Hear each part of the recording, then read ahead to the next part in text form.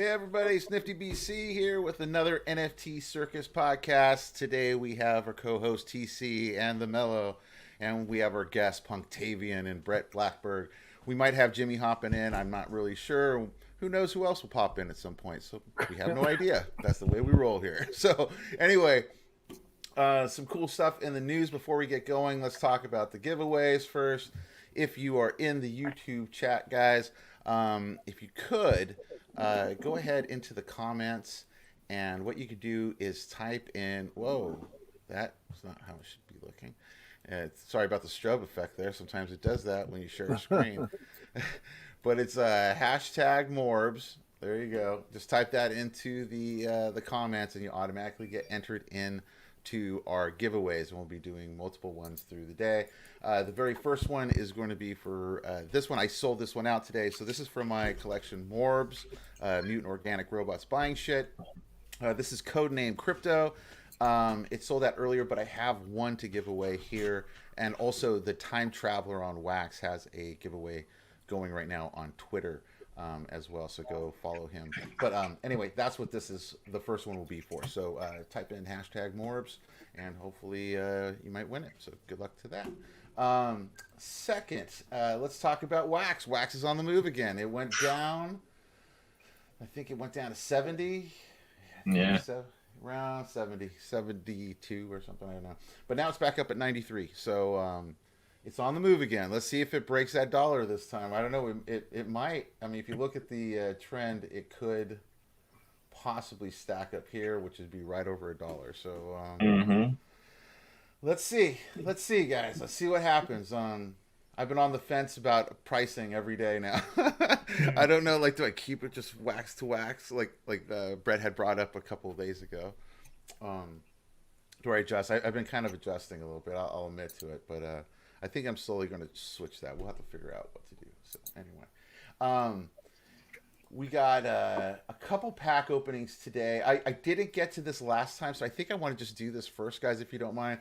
This was that Simpsons pack. It's Chris. He's a Simpsons artist, and it was with Dead Happy, and he had done a release, and I got a couple packs just to see what they were like. And let me make sure there isn't some sound on it. Let me make sure there's an actual thing here really quick,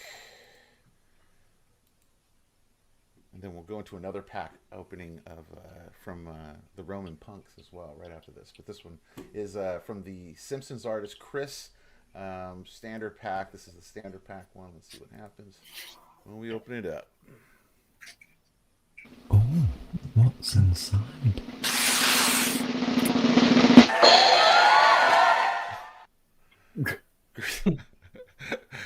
That's great. All right, cool. So I ended up with two rares. So I got a God artwork. I got the Toot. I got the Save the Bees. The artwork is really trippy. Definitely. Yeah, really trippy. Yeah, like long legs, weird like humanoid creatures.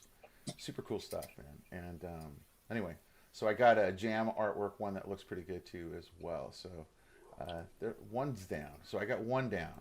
Let's go into my mega pack. This is the mega pack. I'm supposed to get 10 collectibles, I think, in this one. And they have these on the secondary for pretty good prices, actually, which is pretty good. Oh, what's inside?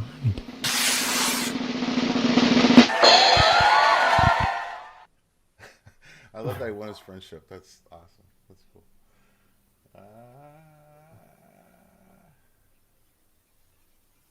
I got a couple collectibles in there. I got some rares. Strange creatures. This is pretty cool artwork, man. And they have these like 3D art ones that are really cool too. That are like a 3D version inside the box. I like that kind of toy stuff. What do you guys think about that kind of stuff? You know, I like the toy. Yeah, I like that.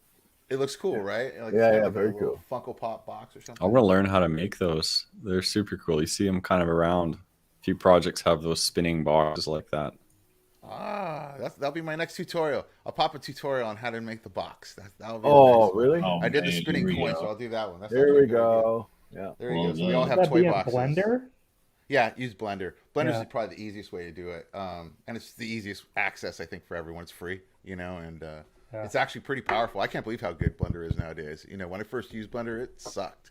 it was really hard to get around. The UI was strange, but it's just gotten so good now. Like now it's like it blows me away what you can do. But anyway, so there's a few packs. I'll open this last one just really quick. Let's just see what that was. This is for the Epic pack, and you get just one digital collectible. So I think I only get one in this. But let's see. Oh, what's inside?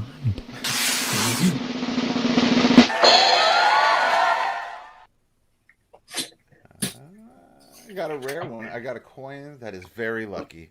So I would take that coin that is very lucky. So that's cool. So that's the Chris Simpson's artist packs that dropped last week on Wax. I think they sold out pretty quick, but I think, like I said, on the secondary they're pretty reasonable. Now let's talk about another pack. Let's talk about Roman Punks. Roman Punks, tell me what is new with you.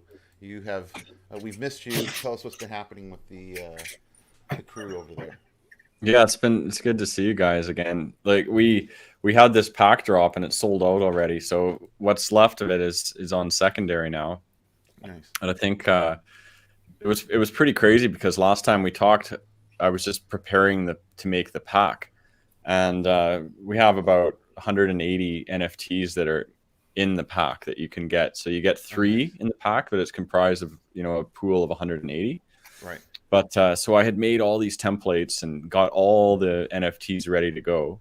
Right. And because of my lack of experience, I go into Nifty Blocks and I realize that you have to stake 25,000 Nifty to be able to do pre-minted packs, because otherwise you have to use mint on demand, and then you have to have templates with an unlimited supply. Sure.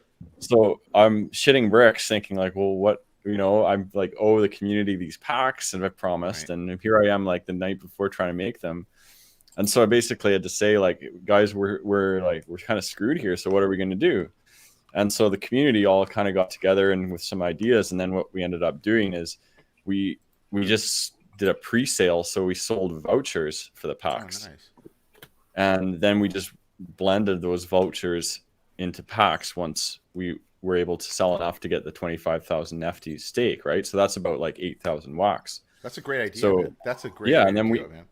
Thanks. And then what we also did is for the vouchers, we gave, these gold tickets that, gave exclusive access in the Discord. We also allow people to buy our Ethereum Roman Punks with a wax voucher. Oh, nice. So, you spend like 1,000 wax and then you get an Ethereum Punk airdrop to you too. So nice. It was pretty cool. The community was really solid to come together, make that happen. And then we got the packs out and dropped 500, and then they sold in a couple days. So congrats, brother. Yeah. Congrats, man. That's Thanks. Awesome, So that, your community has really been growing, man. It's strong. You got a strong base. I really like seeing that, man. It's a great crew. Lots of supportive people who come up with all these different ideas to, kind of help direct the project, because it's basically just me and my wife that are doing this, right? So she's the artist, she does the pictures, and then I do the writing. So I put the names and the descriptions on the cards and throw them all together and to mint them, right? So yeah, so it's great to have a community. We couldn't do it without everyone. So do you want to take maybe open up a pack or two, and maybe do one for a giveaway or something? Is there sound on the pack opening or anything that I need to? Yeah, there's a video that goes with it. Okay, so let me see if I can get these to properly share so I can hear the audio on it.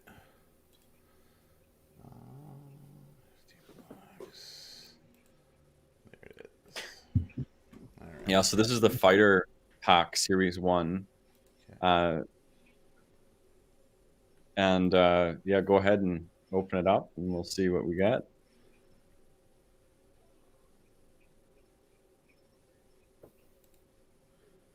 So I'm signing all the approvals on.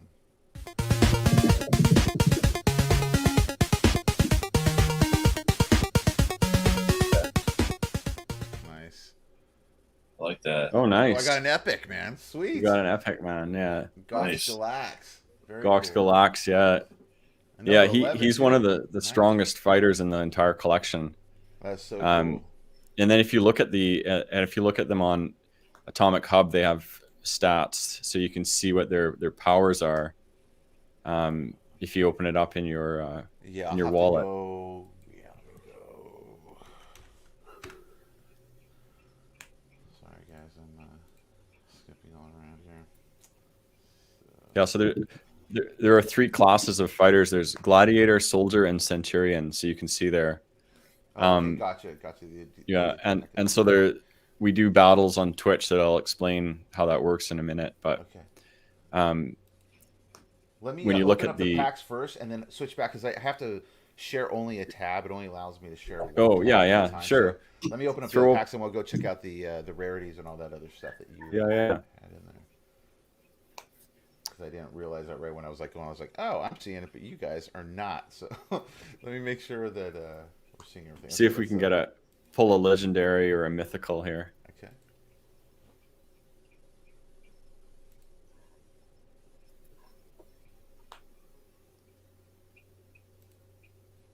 This music is actually that you're hearing here. Yeah. It's actually from another project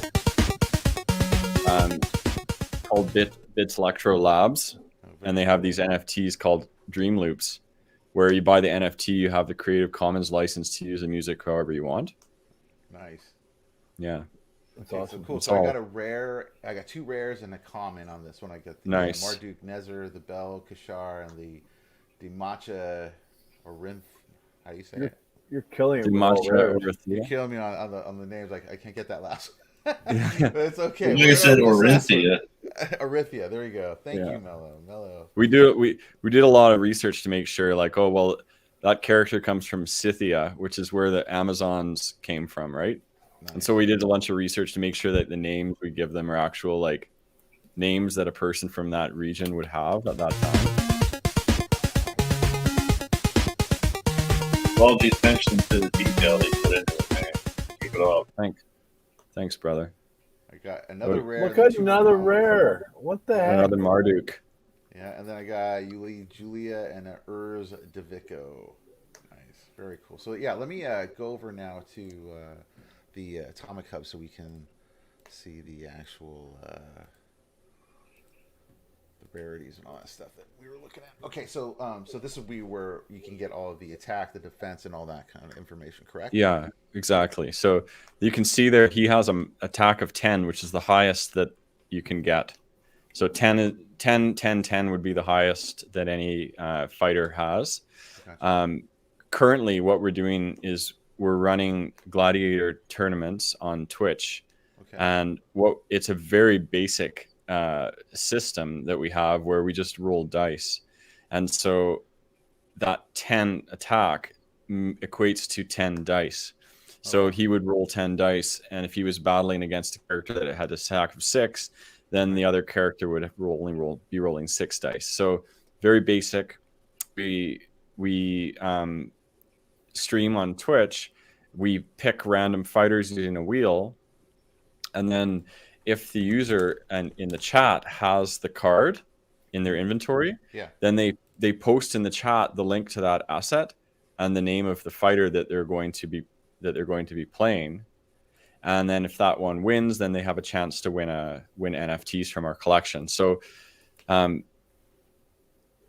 yeah, we're just doing some interactive stuff right now, giving people an opportunity to actually use the NFTs from the collection to earn more NFTs from our collection, as well as we do interviews with other projects. So they come in and then we'll run battles and then give away NFTs from other people's collections who they're trying to promote, right? So Right.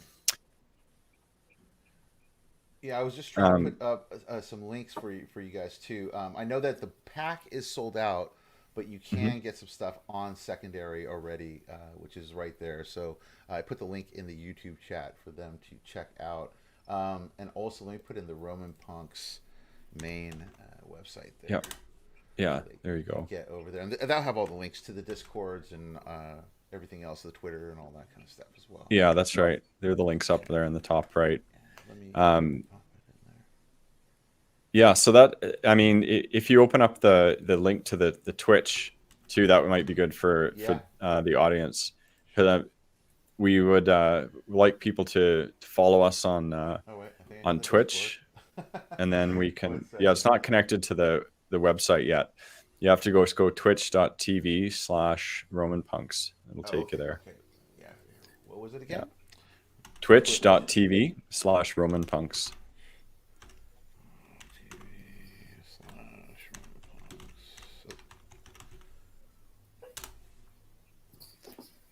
Yeah, and then if everyone can follow us, then they can see, and you can see that they're, you know, the images of the streams that we have, right? So you'll have the fighter cards that come up, and then we roll the dice, and then we'll have a spreadsheet that keeps track of who's winning. You know, and then there's a timer, so it'll be like you only have 1 minute and 30 seconds to go into your Atomic Hub inventory and paste the link to the fighter that you have in your wallet. Nice. The other thing we do is we run a game called Ultimate Epic Battle Simulator, which is available on Steam. Actually, it's an actual game. Okay. But all it is basically these massive epic battles that you can simulate, essentially, hence the name Ultimate Epic Battle Simulator. So we can put like 100 zombies against 1,000 gladiators, or 1 Chuck Norris against like 10,000 Nice. skeleton warriors or something like this, right? And so what we do is unbeatable. He's forever the superhuman. Exactly, he is invincible, Chuck Norris. But so we'll simulate these battles. We'll be like, okay, there's 1,000 skeleton warriors versus 1,000 dwarves, and then the people in the chat, they have to wager essentially which side is going to win and how many are left standing on the winning side. And then we'll look in the chat, and after the battle's completed, we'll be able to see like, okay, so and so guessed this many. So it's like The Price is Right. So if there were 800 soldiers left and you guessed 799, then you're guaranteed to win. If you scroll all the way to the very end of the stream, you'll get to see like a taste of what that looks like. Is this it right here? Yeah, that's it there. So there's different types of battle simulations that we can do, and then and this is on Steam, you said? Yeah, it's an actual game on Steam. Nice. Because we saw how other projects are engaging with their audiences on Twitch, like using the marble races as a big one. Yeah, I've been seeing that. That's on a lot of stations now. I saw it a lot. Yeah, and we wanted to do something different and more thematic for our project. So we found Ultimate Epic Battle Simulator, and like it's kind of we have people from our community that help us to keep track of all the the wagers that people make and whatever. Right. But so far so good. So far it works. And then we've been giving away these packs that you just opened. So people will, bet, like they'll say, okay, well, I think the Redcoats are going to beat the World War II American soldiers. And there's going to be like 700 of them left, blah, blah, blah. So, and then someone will walk away with the win. It's like guessing how many, like, bubble gums are in the jar or whatever kind of thing. This is really cool. Yeah, this is really cool. That's a great idea too, man. It's very interactive to get the community involved too. Super cool. For sure. Yeah. And we had some guests, like we had a Burst of Energy from Atomic Kings come in, and we staged some real big epic ones, like that weren't just in this Coliseum, but we had some in like a huge open field with like a number of sides and stuff. That's then great. So while the battle was going on, we could have our interview and talk about shit while battle was happening in the background. So as a complete carnage happens, like I love how this is in a Coliseum, and I was just going to say the fans are not getting hit. Yeah, it's all yeah. They're not aiming high enough. Those are some rapid fire muskets. I know, right? Yeah, right. That's vicious. Yeah, they're not stopping to load up. The World War II. Someone just said that. Well. FYI, the Redcoats have full auto muskets. Like, what's going on? Exactly. Yeah. Oh no. Yeah, the Tommy guns have nothing on them really. Yeah. Oh wow. Well, that's cool, man. This is cool. And you doing this? How many times a week are you doing this on Twitch? We're running it 3 days a week: Tuesday, Thursday, Saturday.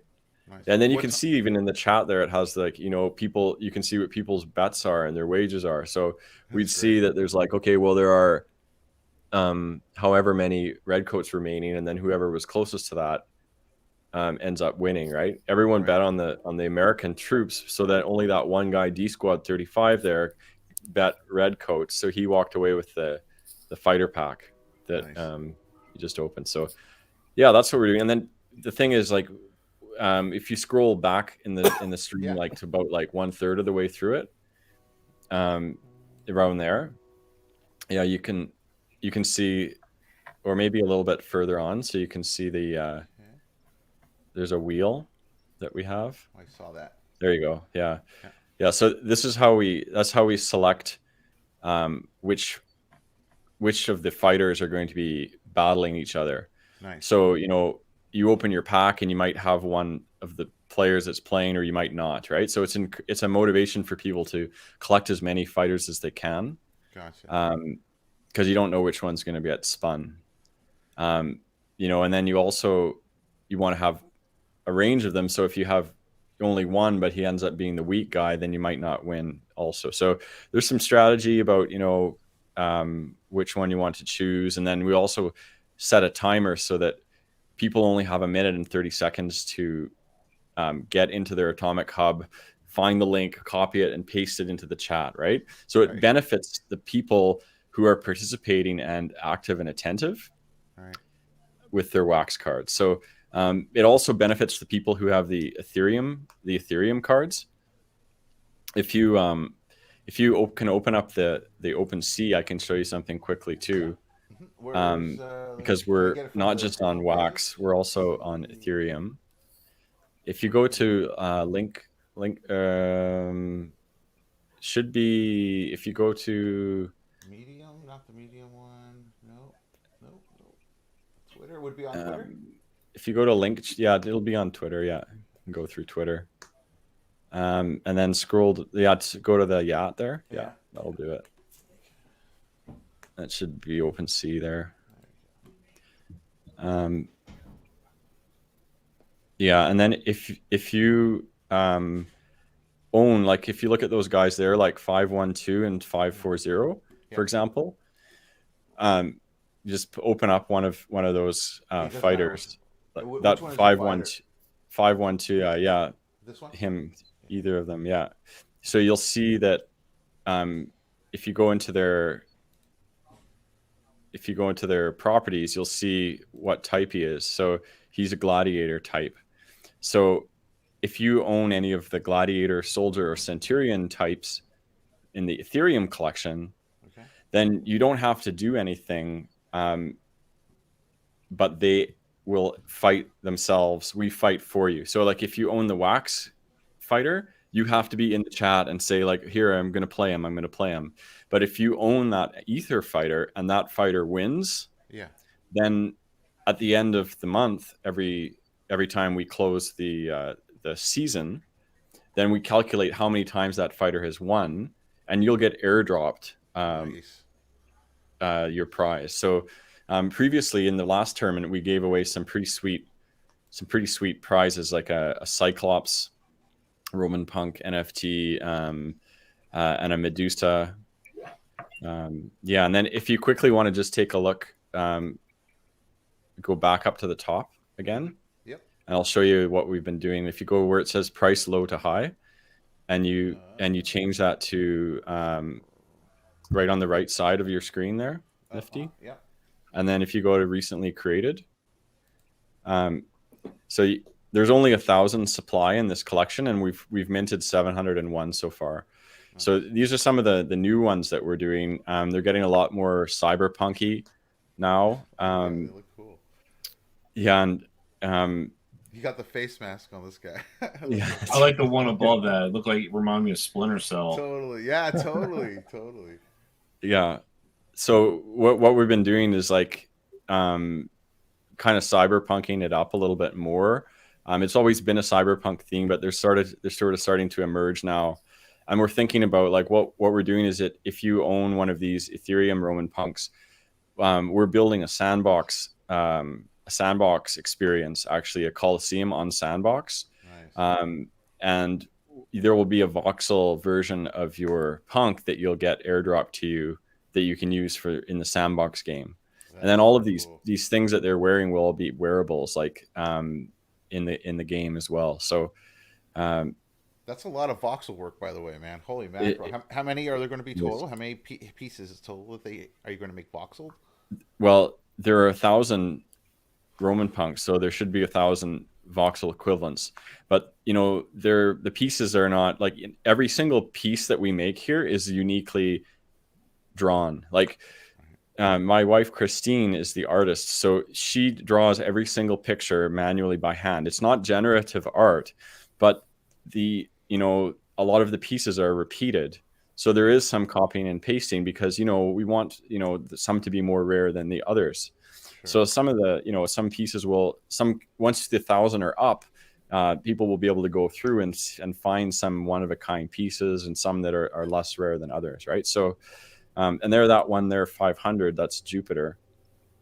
That's Chainlink Jupiter. This so one right here?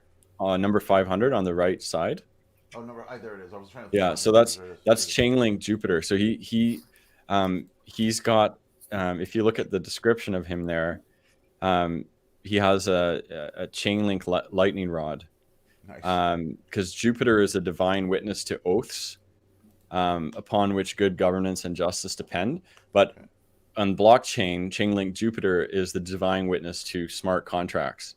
And so we have this character, and if you've ever seen Sergey Nazarov, who is the founder of Chainlink. This is his visage. So we've made this character in the face of Sergey Nazarov with the Chainlink lightning rod. Oh, it looks a lot like him too. Yeah. Yeah. Thanks. Yeah. Pretty crazy. And the Chainlink community is great because they're all call themselves the Link Marines, and like depending on how many Chainlink you own, it's like it depends your rank. So you're like if you're like a 1 to like 0 to like 1,000, then you're a private or whatever, or 0 to 100. But they love memeing. Like the Chainlink guys are meme lords. They're always memeing the crap out of everything on Twitter. So we thought that it would be kind of cool to do this Chainlink Jupiter. And we have a Chainlink VRF smart contract, which if you just quickly go back to the Twitter Nifty and look at the pinned post and open that Medium post there. Yeah. See how it says it says Chainlink official channel there. So we actually were officially integrated with Chainlink, and so they have reviewed our smart contract, and approved us as a partner, or not a partner, but as an integrated collection. So we have a smart contract which is VRF, which is verifiable randomness function. What that does is it's so simple. It just picks a random number. So whenever you're doing giveaways or you're doing some, high stakes giveaway, or, anything that involves needing to pick a random number, like a raffle, this Chainlink VRF, it is, through their math, it is a true random number. And it's also on the blockchain, in the contract. So there's no discrepancy. Like, you see all sorts of collections and all sorts of giveaway stuff going on in the NFT communities, but none of it is verified. Like so-and-so could just like, I saw someone doing a huge high stakes giveaway for some like, cool cat or some high thing. And all the people were doing where they were saying, Siri, give us a number between 0 and 1,000. And then you could hear Siri like saying the number in the background. But it's like, well, they could have just decided that was like a friend of theirs, and they could have pre-recorded it or whatever, right? Like, there's no verification that these things are actually being given away to real people. And so that's why we, built this smart contract. And then, we've got Chainlink and their marketing team preparing an announcement on December 7th to bring people in from the Chainlink community and like buy the pieces from this collection, from our collection. So we'll run the first instance of the smart contract, and the winner will get that Jupiter NFT that you see. Nice. So yeah, that's boy, that should be huge if you get Chainlink to come in. Holy moly, all those guys. Yeah, that's what we're hoping for there. Let's hope Chainlink guys see are also interested in NFTs, and also see our project as one that they'd like to scoop up. But be that as it may, we're continuing to charge on and go forward. The cool thing about this Chainlink smart contract that we've developed is that, you know, other projects can use it too, right? So it can be employed by any other purpose, by any other NFT project or any purpose where you need to pick a series of random numbers between a set. So Very that's cool. about what the main gist of what we got going on right now. Did you write fellas. did you write the contract yourself, or did you get somebody else to do it? Not me personally. We have a guy that is down in Florida who does some smart contract stuff for us, and yeah, so we're looking to do a generative project as well early next year as well on Matic. So we got him working on some stuff there, but too early to announce anything in that respect. We've got a lot of T's to cross, a lot of lowercase J's to dot here. The sandbox stuff is really exciting. I just finished the boot camp. So it was like a 4-day sandbox boot camp where they send their educators and teach a group and demystify the whole sandbox development experience. It was really valuable. Where do they do? Yeah, that seems like that would be extremely helpful. It was epic. Like where you look at sandbox. Where do they do this at? It was just done through. Let me see if I can get the link to it right here and show you. It was online, I'm assuming. Yeah, it was just through like a learning management system kind of thing. Nice. Certified boot camp, and so by completing the boot camp, you get a certification from them that in an NFT form of an NFT that says you're a certified sandbox developer. So they go through how to make voxels, and then they go through how to make a world, and then they also show you how to do all these logic things with the game to make characters talk to one another, how to make doors that open, that's interesting. this kind of stuff. And it's amazing because it's really sophisticated technology. It's kind of like you can make like a Nintendo game, with this technology, but you don't need to know how to do any coding. It's just all built into the system.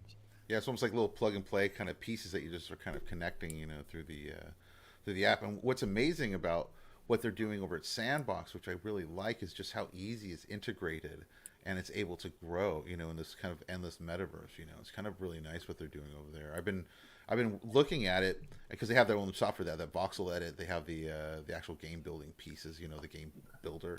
But I was like, oh man, the learning curve is going to be humongous. So when you talking about this masterclass, sounds like the go-to thing to do. Do that for a couple days and kind of know exactly what to do, which is awesome. For sure. And also their instructor will give you, one-on-one support. Like, I don't know, you have to apply to the class, you have to do a little bit of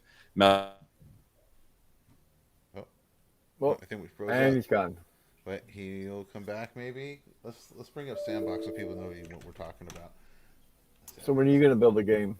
I'm about to right now after talking to Punk David. Yeah, I'm gonna look into it myself. So this is the game creator. I'll pop this link in. So this is what he's talking about. If you guys don't know what Sandbox is, Sandbox is a like a metaverse environment.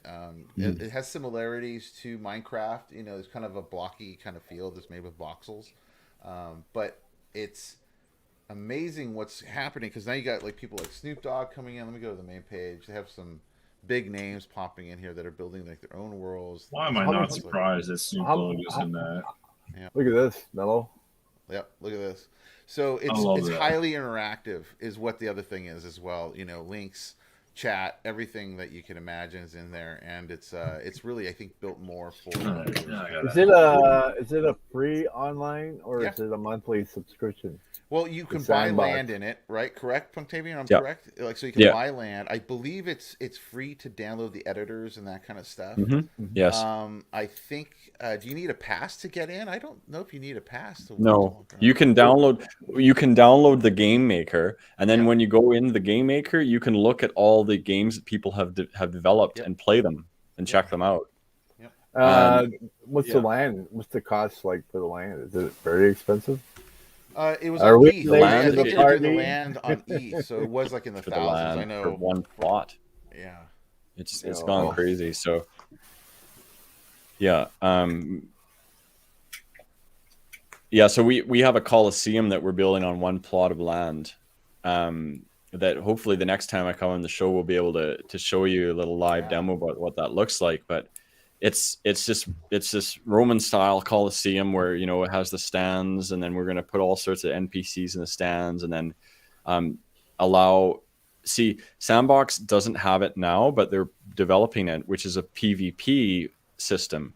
And so we're getting ready for when they announce their PvP system, so that we can allow people to come in and basically battle their gladiators in the Coliseum. Cool. That'd be so cool.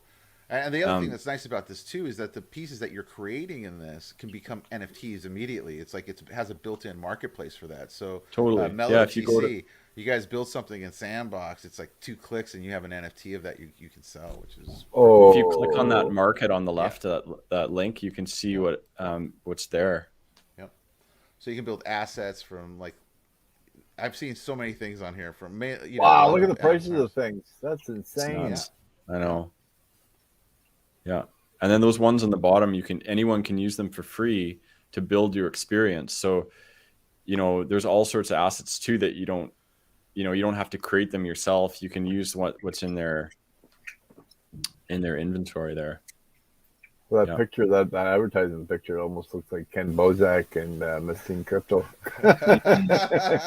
Except he's got no hair. But my first thought was, oh my god, that's hilarious. Got the donut and everything. Yeah, you got this creation. So this is like the game builder, and you can download that, create for free, and all that stuff. And it's no coding, like you said. And this is be play to earn. That's the other thing with it too. It's built in, ready to go, play to earn. Correct? There's different ways you can do the play to earn. Like in your game, what you can do is you can make it so that people actually have to pay to play your game, or you can have in your game a system where the players can earn sand. Nice. Earn sand. Token. Oh, he's gone. He's almost back. He's skipping along here. I don't know what's going on. A little bit nebulous at this point, like how that's specifically going to work. Because the game's not launched yet. It's like their alpha is starting, next week. But the whole play to earn system and the tokenization and how that's going to work has yet to be determined. I think the best way is to essentially build a game that's so rad and awesome that people are going to want to pay a little bit to get in, play it, and then what they pay to play can be reinvested to give earnings for the winners, etc. Essentially. So you pay a little bit to get in, and then you get more back if you play really well, kind of thing. Nice. And you can also earn NFTs in the game, correct? I believe that's as well. So not only do you get token like sand, but you can also actually earn NFTs that you can load in from and I think that's probably the most realistic model for us at least. Like we'll develop a whole bunch of swords and weapons that people can win if they they start out with the basic swords, and then they can ladder them up and win them, and then if they want they can resell them on the secondary market. So cool. Yeah, it's such a great idea, man. I think what you guys are doing, and you're doing it right too. You're just kind of doing a nice slow steady growth. It's like I was going to talk a little bit about rug pulls today too on the NFT market, because what happened? There was a company called Bestaria, and they had an NFT release on wax this week, and they sold about 92K worth of wax, and they closed down immediately after the sale and shut down. Are you serious? Yeah, they're gone. Yeah, they were supposed to, and they were a whitelisted project, and so they're not whitelisted now. Obviously, they'll be blacklisted, but it was a definite rug pull, man. It was. Let me see if I can show you what it looks like. Let's see. I hope I don't have what the Twitter NFTs. page looks like for people, and you can see some of the comments. A lot of people bought in on it, and it's very evident of what has been happening in these kind of NFT rug pull scams. So this is what it was. It was a card pack giveaway. It's supposed to be some kind of NFT collection card kind of thing. But if you go to Bestaria, That's what everyone walked into the very next day. Wow, that's Blank, just gone. And this was one of those accounts, again, had like 10K followers. You go to their Discord, they have 10K followers. Looks totally legit.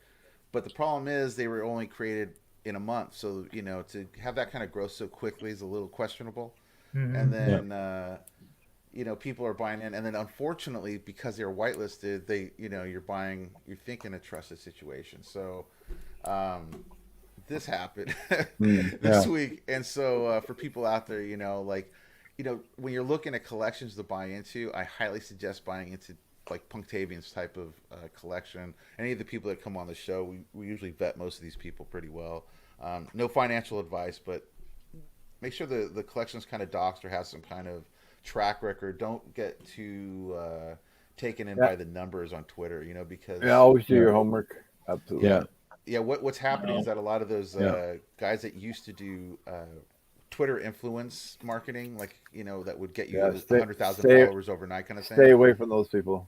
Those people are hitting the market. I get 6 to 7 messages a day easily of like, oh, let me promote your stuff, and for $300 I can get you 100,000 followers kind of thing. So it's creating kind of a weird kind of artificial NFT market. You see these Discords that have 25,000 users in it, but only 100 owners on their NFTs. Exactly. That does not compute. Sense. At all. We've had 600 Discord users forever, right? But that's a solid 600 people. That's fine. We have 600 people that they don't list below floor prices or anything. Our floor is stable. Our pieces move. People like to have them because they like the art and they like the the community, and that's what we're doing, and we grow together. 600 is a good number. I don't think you want to have thousands and thousands. No, you can't manage that. Yeah, you won't be able to manage that too much. Yeah, you want a solid, community. For collections, we've said it a zillion times on the show. Everyone's so early. It's like I think it's better to build a nice, solid community that just grows with you as it goes. For sure. And then if it does take off, then you have people in your community that you can hire to be your community managers, and and give back to them. By the sales are supporting everyone essentially. So. That's what we intend to do. Like, we have people that are in our community because they love the project, not because they're getting rewards from it. And that's the heart of it all, right? So we want to build this way. Yeah, and it's community sourced. Like, for our project, there's also, and I mentioned this on a previous stream, is that it's a world building project. We're not just doing NFTs and cards and battles. Right. We're building stories. Like, all these characters have names, they have origins. That we're building up. We have a backstory contest now where the users will write a story about one of the NFTs, and then they'll get judged, and then the person that has the best one wins. Crazy. And then that people are contributing to the story, so that next year, once we get to building to making a comic book for the Roman punks, then some of those stories that are developed by the community will be, integrated in there, and then they get their kickbacks from it as well. So, I like that you were talking about that on the last time you were on the show, was having some community involvement in your development of the storylines, which would be kind of cool. I mean, obviously they wouldn't just write the whole story, but I think it'd be great that you interact with them a little bit more. I think that's awesome. Yeah, that's what it's all about. I met a guy on the Atomic Hub's Discord channel because he was posting looking for a job as a writer. And I looked and I was like, he seems like he's interested in kind of the same science fiction, historical stuff. And so I said, oh, hey, you want to come take a look at our project and then, do a little demo and see what you can do and write a sample for us. And then, eventually we might be able in a position where we can pay for it or whatever. Yeah. And he joined, and he's like, oh, he's just part of the community. He's not asking for money or anything. He just likes the community, and he's writing occasional stuff about, backstory, character developments, things. And in the knowledge that like he trusts that as we grow and develop, he's going to get his share. So that's kind of what it's all about, That's awesome, man. That's awesome. And so any other releases you have coming up that we should talk about? Nothing. Yeah, we've got some interesting things coming up. Like, our NFTs will be in the community, on the NFT Battle Miners community will be earnable there. We also have in our Discord the ability for users to earn them by interacting in the Discord and RPG, Discord-based RPG. That's basically it right now. We're not releasing too many packs and too many wax NFTs because we don't want to flood the market. And like I said earlier, and like we were talking, the general theme is just, building the community and not just making money. So we're not just going to drop more packs just so we can sell them. Like we did this pack, we sold out of the NFT block drop, but there's still about 300 packs in supply that we're using for giveaways as well. So yeah, if you want to do a giveaway to your community here and to the people that are in the audience, we'd be cool I'll do that as next. well. So that pack that we just sold, let me do the first giveaway real quick. So this I'm going to draw first for this one. This is for the crypto codename crypto. We have 16 entries. Let's see who's going to get it, guys, and then we'll do a draw for a pack as well for Roman Punks. So hold on 1 second. Let's see who won this one. All right. I believe, I think that's Chris Cat. I think that's Christina. What? Yeah, I think Chris Cat won that one. So congratulations, Chris Cat. You won the crypto, the codename crypto. So That's so awesome. funny because, last week somebody won hers, Yep. There he goes, payback, right? It's like a whole life. Brought it back around. So, okay, so now we're going to also do a draw for one of the Roman Punk packs. Fighter packs. Fighter packs. And I think that was that it? No, that wasn't it. Yeah, I think I already closed that window. But anyway, this is for the fighter pack, okay, guys? So let's see who's going to win.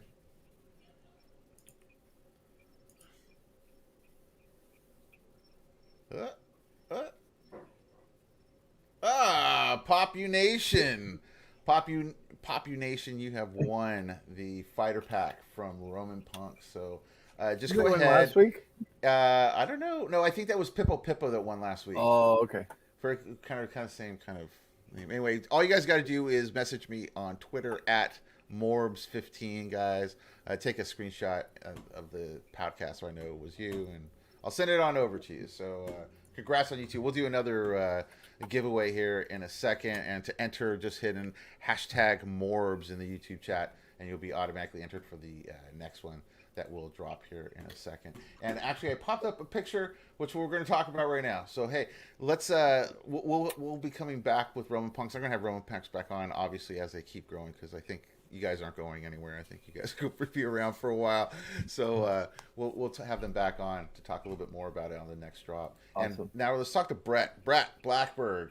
Hi. What is going on, man? So, speaking of comics, so you are a comic book man. Let's talk about these comics. Punktavian, I was super psyched to hear that you're going to be doing a comic. Yeah, I'm psyched to hear about what yours is all about. I'm listening with open ears, man. Yeah. So, I know a lot of people already know about my comic.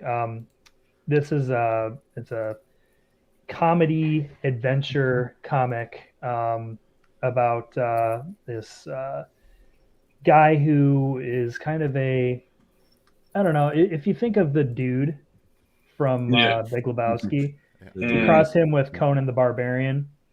This is kind of what you get. And he's very much not wanting to go on adventures and just kind of dragged into situations. It goes on this kind of hero's journey where he becomes, from a reluctant hero to shit. I actually am made for this role, and kind of embraces it eventually. Right. Not too many spoilers there though. I've done 2 full-length books, 2 20-page books. Issue 1 and issue 2 are both out on wax right now. That actually is from a drop that I did, I think this last weekend, that sold out in 3.5 hours. Oh, that's so awesome! Wow. Yeah, it was really cool feeling, and I'm pretty sure some people are watching this right now, so my heart goes out to you guys. That's awesome for that. And and I'm hard at work on issue 3 right now. My original goal was to have it done this month. It's not getting done this month, so I push it back until the end of the year. So issue 3 coming out at the end of the year. There's Nice. one 4-page Halloween issue that was a special drop for people that held any combination of issues 1 and 2. And for issues 1 and 2, they have multiple covers. So if you held any combination, you got this. And it's a quick 4-page comic that you can, you have access to read it and download it, and you can, put it into your PDF reader or anything like that. Nice. And so this issue right here, along with the first and second issue and the third issue, are all going to be the first story arc. So once that's completed, I'm also going to, for those that want to jump on board, I come from the comics world, so very, very familiar with the collectability of comics and also storytelling and all that stuff. It's sometimes hard if you've wanted to get in on a comic book, at least when I was little, and it's like, oh, I want to get on an X-Men, but it's like X-Men 200, Right. and there's 199 other books, and I can't read them because I don't have enough money to go buy X-Men 1. So collected editions, trade paperbacks, things like that are good jumping off points. So I'll have that at some point in January as well, to kind of give people the opportunity to get the whole story if they end up missing out on some of the special drops. But yeah, and then I've been putting together some one-on-one sketch covers too. I have released Yeah, let me find. I think I have those. See, are those handful on of those. Atomic? Can I find those on Atomic? Yeah, Or they Net? are. They are on Atomic somewhere. I don't know if I have access to those ones. There's a bunch of them though in here. Anyway, and this was from a different series, correct? Of Bret Blackberg. No, this is all the same one. Same one. Issue 1. So So this is just all part of the same issue, or how's that? Yeah, there's seven different covers for issue 1, Gotcha. and there will be 7 different covers for issue 2. Yeah, there you go. Yeah, originally there was going to be 6, but I ended up doing 7. you're like, And I also, with that is horrible graphic design on purpose. I went to an old 90s like Batman like trading card advertisement and basically just like ripped it off. Because I'm like, God, this graphic design is so horrible. I want to do it. That's so cool, dude. No way. And What's the Bret coin? How does their tokenization stuff work there? Yeah. So Bret coin actually is used for blending. So once there's 2 different covers. So when I first do a drop of the issue, there's 3 variant covers. Then there will be 2 other covers that are a limited, like 1 of 10 run, right? Okay. And then the other ones there's going to be the ability to blend. There has been the ability to blend. I have not done the second cover for issue 2, and this is so out of date, man. Like, sorry. So no, that's fine. I'll show it. The funny thing is actually that last page there that gives you a little bit of the history on the project itself. Is it okay to share this link for everyone? What's that? Is it okay if I share that link? Yeah, go for it. Yeah, okay, all right, cool. So people go check it out at least. I started this comic back in, I think it was 2009. I think it was 2009 as 24-hour comics, which is a 24 hours, sit down, write it, draw it, ink it. And, those did not turn out very well because, well, you have 24 hours to do everything. 2008, I'm sorry. So for 3 years, I ended up coming out with 9 issues. They're all just mini comics. And then, I had kids and everything like that. And then I got into NFTs and I'm like, man, it'd be cool to just recreate this. And so that's what I've been doing. So yeah, the Bret coins are actually used for blending. So you blend that along with other covers to get more rare covers, I guess. Nice. Yeah, I like the idea of the coin. You know, that's what's nice about NiftyBox too. They have that super blenderizer. That's what I'm working on now. Is kind of playing around with that, and you can really build a somewhat simplified tokenomic system pretty easily. Just using that tool alone. So if you are on NiftyBlocks, or if you haven't been whitelisted on Atomic, try to get on NiftyBlocks. People have been having better luck on NiftyBlocks getting whitelisted. Facts. Yeah, Yeah, true. Mello. Mello. We'll be talking to Mello about that. and so yeah, you can do what Brett's doing right there. Like you get a coin and then to create a nice blending situation, so you can kind of give something back to your people. And also check out Bounty Box. I'm going to be talking about Bounty Box and doing some tutorials on that. If you haven't used that as a collection, definitely go check them out. They do airdrops, so it's airdrops for Wax blockchain. So you basically make sure that everyone has a certain NFT. You put that template into the Bounty Box. It will go search everyone out, find out where it is, and you can just go airdrop them something for free. So it makes a really good way to give something back to your collection, and also create a little bit of a system to. Yeah, that's what we did with the people that bought into our project early. Yeah.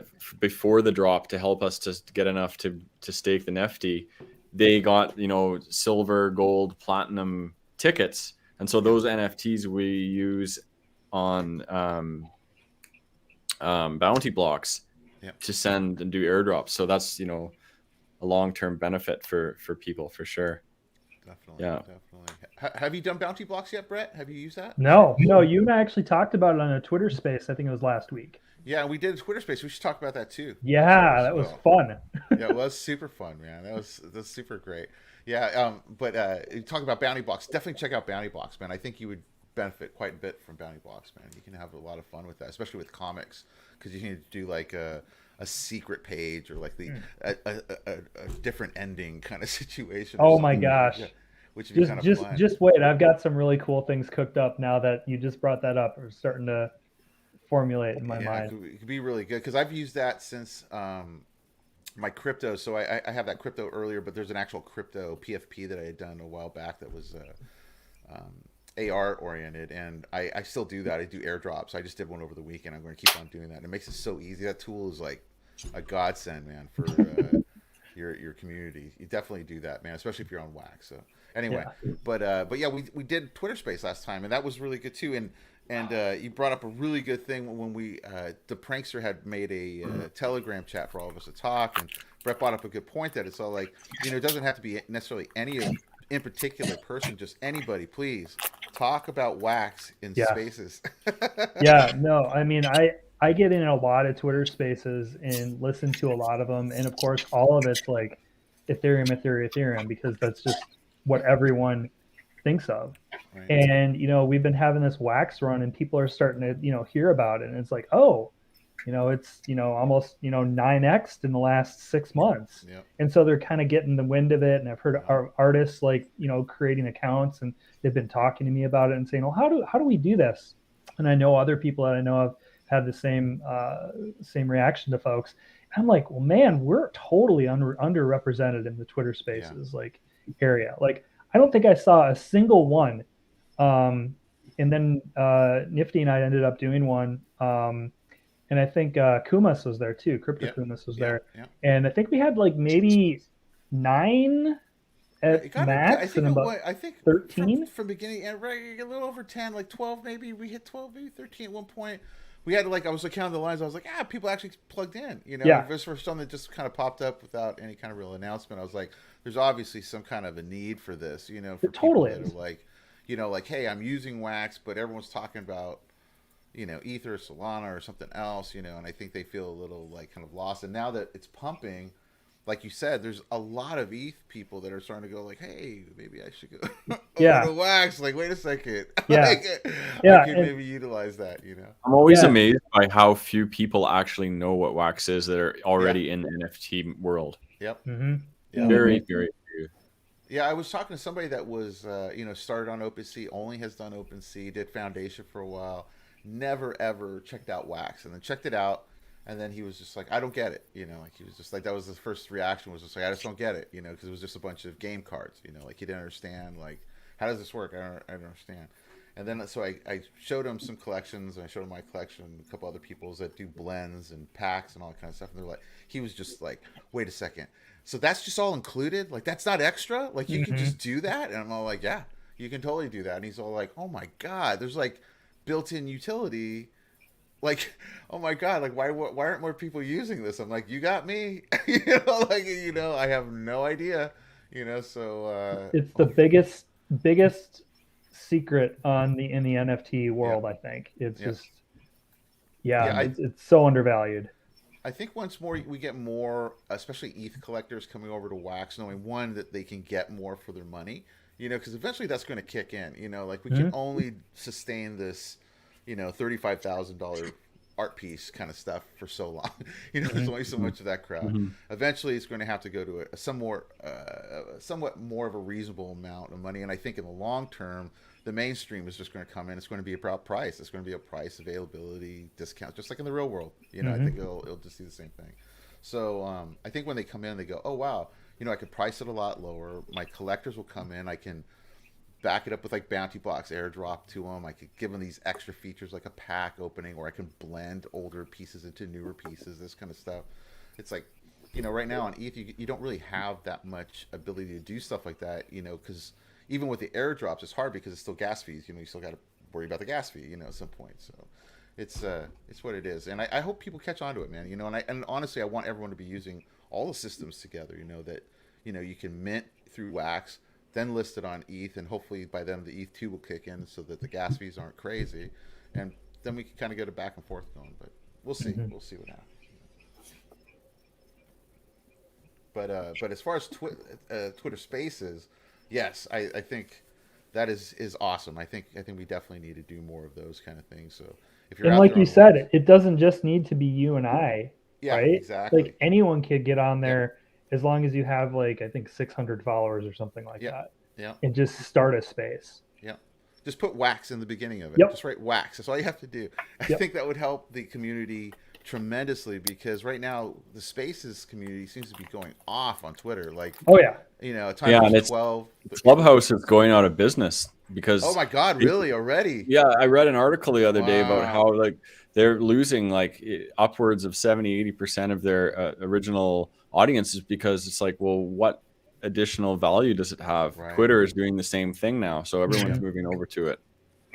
Yeah, and I think that's great because you can be out on your phone out of the house or whatever with your headphones on and still be in the conversation. So I'm driving while I'm on a Twitter space just listening, right? I've done like hour-long car rides just being on a Twitter space. Yeah, I think it's great. Like even Uplift. I think Uplift should be doing Twitter Spaces too, man. Because you guys have a huge community. I don't know why you guys don't have something like that. That's like constantly going, like where people can meet up in different worlds and that kind of stuff and talk. That might be a good idea. Yeah, you guys should do. You say we should probably do that. Yeah, let's do it. You should do that, man. Definitely do that. I mean, I plug in and listen. Called Pub. Yeah, man. Yep. And then when you're up, especially when you guys are building, telling people where you guys are at, people can play with you guys, check out what's going on. It's not a bad idea, man. Not a bad idea. But Brett, I'm a huge fan of like 24-hour challenges or like 1 hour challenges. So like, I mean, maybe try doing something with that. Like maybe do like a live thing where you put out like something in the morning, like, like a poll system, like all these different topics, pick it, boom, and then go live. And then, just like it's a way to engage with the audience, I've done a lot. I'll send you some photos and stuff. Cool. But like, it's fun to do that because you're like, oh, okay. All right. Clear cut, to the point. And then it's just a way to get the juices flowing, What do you mean, like 24-hour challenges? You mean like being broadcasting for 24 hours straight? Oh, no. Like, so when I used to work for a company, they found out that I did art. So they would give me 24 hours to come up with a design. Like they wanted a black and white and then a full color. Having to do that, or getting challenged like that, and then they're like, well, if you do, we'll take you to lunch or whatever, blah blah blah. So, I did that, and then it kind of ignited my passion again with drawing. That's awesome. So, and weren't you and the prankster Brett talking about doing some kind of like challenge art? Because somebody was doing that on Twitter, like where it was like like there was a topic or something. Yeah. So there's this guy, Hash Bastards NFT. He's on the Ethereum blockchain. Love that guy. He's fantastic. He's been around for we go way back. Yeah, a while. Yeah, you know him, right? Yeah. But he does this thing called Battle of the Bastards every so often, where he has a template and says just basically have at it, and it's just memes, right? And then he puts together a tournament of all the contestants, and then it's just votes on Twitter with polls. Nice. And you have to go out and try to get as many people to vote for you as you possibly can. Right. Some people have taken, somewhat of an underhanded approach, I feel. There was one person that I think said that they were going to be giving away free NFTs to their followers if they voted for him. I'm like, man, that's just, I don't know. There's just something whatever about it takes. That. Yeah, but I was like, I'm not having that. But, yeah, it was great fun. And yeah, the prankster and I were, we chatted about it. He's like, we should do something like that. Yeah. That's as far as we've got. Yeah, we should do some kind of challenge like that. That'd be fun, man. Do some kind of wax-based challenge or something. Like, do a weekend challenge or something. Then you list it as an NFT, and then whoever gets the most out of it, or something, I don't know, figure out something. That'd be fun. Yeah, it would be. Yeah. Before I hopped on this podcast, I had an idea. I've been listening, paying attention, but I've been also working on it. So, nice, man. Hang on. Let's see if we can get this to work. No. All right, I'll just send it to all y'all. Damn it. I'll wait. Can I post a picture in here? No. Yeah, you should be able. You can share your screen. Can you share your screen? It's on the tablet. It's on the tablet. Procreate. Oh man, we'll send it over. We'll put it on the next one, man. But and you had a good sale too, didn't you, Mello? You had a sellout recently, right? You just sold. Yeah, my first drop I did on NiftyBC's yesterday just sold out today. There it is. Let me pop nice. That's awesome, bro. Look at that, man. And that was your first one on NiftyBC's too, right? That's so awesome, brother. Congrats. That's awesome. Right after getting whitelisted. Yeah, so happy about that. By the way, awesome art too, man. I really dig the art. Super cool. I had this, I was talking with a buddy of mine yesterday, a couple other people, and like the day before, and, like everyone's like getting pissed off at like their boss, and I was just like, I had this fun idea, like, and then after listening to them, everyone wants to like rip their boss's head off. I was like, you know what? Let me just do something funny for y'all. And then I put it out there. I was like, you ever have one of those days where you just want to rip your boss's head off? Well, here you go. That's awesome. You can't really do it, but enjoy this. That's so cool. Anger management, man. That's super cool. And then you have your other. Now that other drop is still on Atomic. This one right here, the skateboard. Yeah, it's on Atomic. Let me put up a link of that too, man. Where is it? Is there a main? Just click. Let me see. Is there a main link to all of them so I can pop them? The main link. See, I'm not waitlisted, so it's like it's a pain. Right. I just usually do like the template ID. That's what I'm going to do right now. Let me do that for you. Where'd it go? There it is. Where are you at? All right, I'm going to put this in the YouTube chat for those people watching. Go check out Mello's piece. There's at the bottom. They'll have all the assets linked right there. And just not remember number 14 is the best card.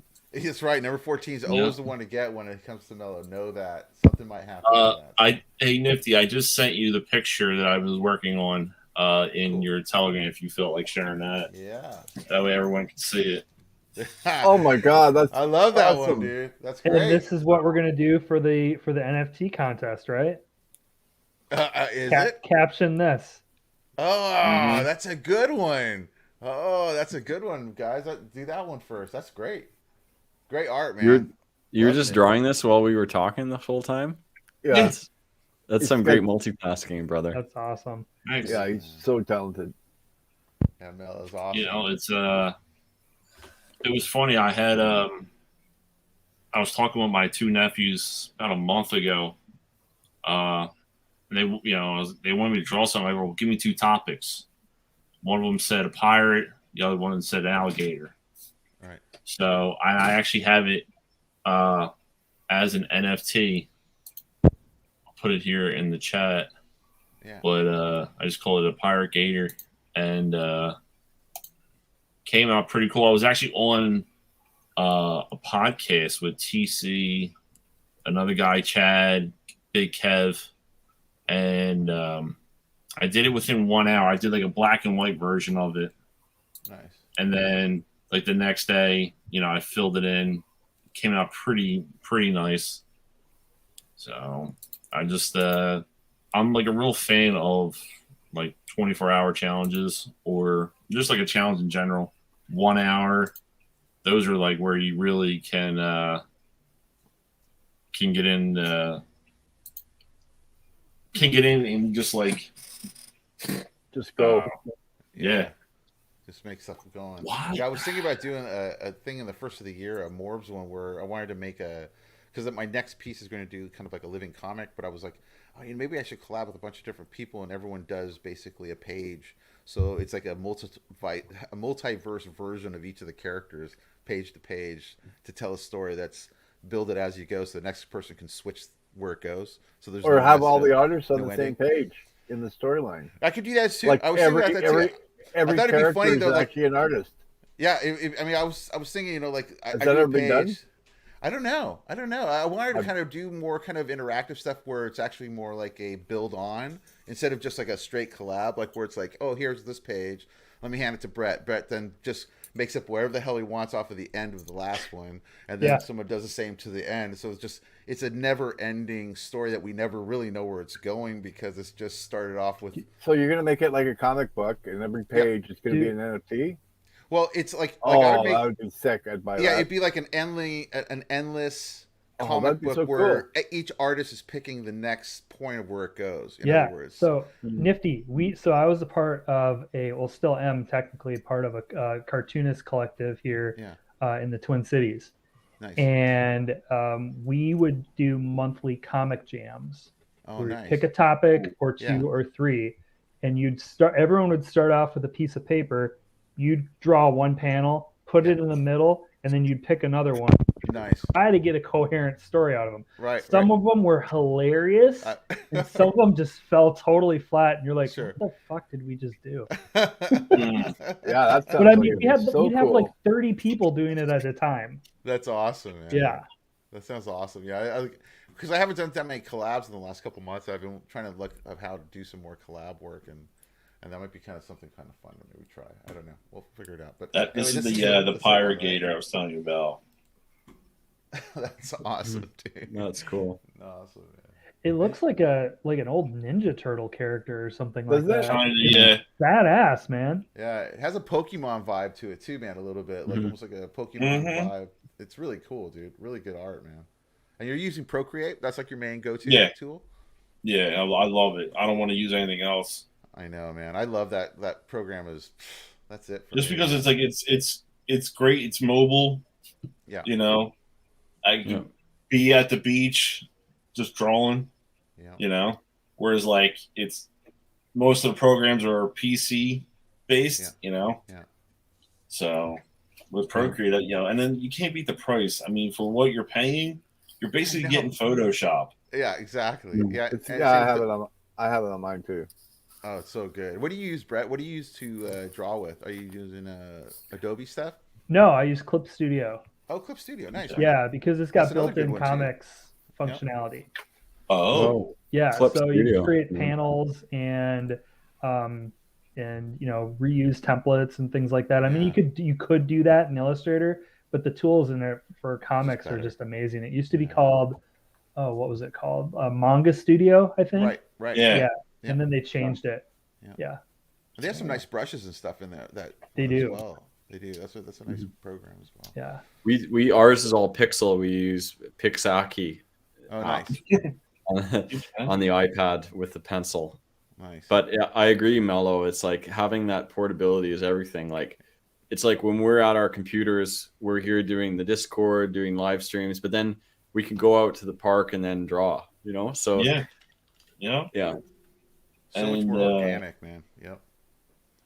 just the like when you're just you're at a business meeting or whatever, or you're at a consultations, and like it's easy to just pull out your iPad and like draw up like a quick rough sketch or something. Right. You know, that way people are like, "Holy shit, okay, cool." Checking Like, the chart. because like I used to print and sell T-shirts Right. and sell them back in '08, and I can't tell you how many times like I've had an idea for a customer's T-shirt. They couldn't really picture it, but they just had like words and stuff, and then I was just able, I spent a couple hours working on it, but like if I had this back then, oh my god, that would be so much easier. Make my life a hell of a lot easier. So I try to, work with what's best and, what I like. And so far, Procreate hasn't let me down. Yeah, man. And the tools are so easy. I remember the first time I was able to draw the perfect circle and just like tap, and all of a sudden it was like a perfect circle. Man, that blew my mind. I was like, that was it. I was like, that did it for me right there. I was like, okay. You can draw like a squiggly line and just hold, and then just like, straightens out for you. Yep. That and one, then and these are a godsend, because like I can't tell you how many times I've made an NFT, and then I would see like a random line just like yeah. It's and it's got like this fabric right here. It doesn't even detect my hand. Where do you get that? I got it literally on eBay. Hang on. I literally, here it is.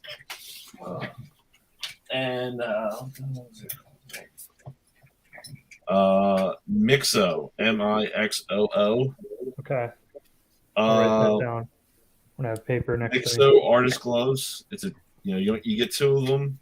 I think I paid like $8. Oh, nice.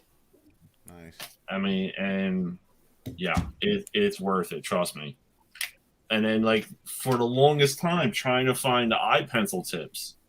Yeah. Because I couldn't find them, and then he was actually, I think he was either on your podcast or he was on Kenny's. But I met him at Shitcoin back in June, and he was just like, "Yo, man, your pencil tips, a little funky." I'm like, "Dude, don't even get me started." He pulls out this packet. I'm like, "Where did you get that?" He goes, "Oh, I went to Best Buy and got it." I'm like, "Dude, I was just at Best Buy yesterday. They had nothing." And then he was like, "Oh, well, here, go on this website." And then he sent me the link, and I had like 2 days. So yeah, man, I had to switch my my guard. I had a shield guard. I got that rough paper one, and that one was like went through my nib like sandpaper, dude. That was like way too fast. But I got this other one that a guy I follow on YouTube, BJ Dell, really good cartoonist.